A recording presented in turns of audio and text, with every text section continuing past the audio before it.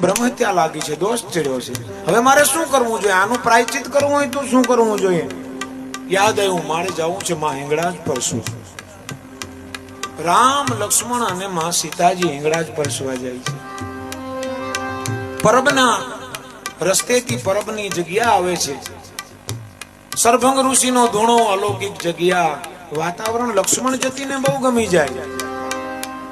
રામચંદ્ર ભગવાનને કે છે અહીંયા રોકાવા જેવું છે. સમજી વિચારીને બોલજો ભગવાન કે આ ધૂણો ચેતન કરવા માટે તમારે આવવું પડશે. અને કાપડી રાજાનો ભેગ લેવાનો હોય. પાછા આવ્યા પછી માં સીતાજીએ રામચંદ્રજીએ ભેગ ઉતારી નાખ્યો. લક્ષ્મણજીએ પોટલું વારીને દાટી દીધો. આગળ જાતા કોંભળી ગામમાં ભટ્ટી શાખાના રાજપૂત, એમાં મેઘરણ દાડાનો જન્મ થયો. લક્ષ્મણ જતીનો અવતાર હતા.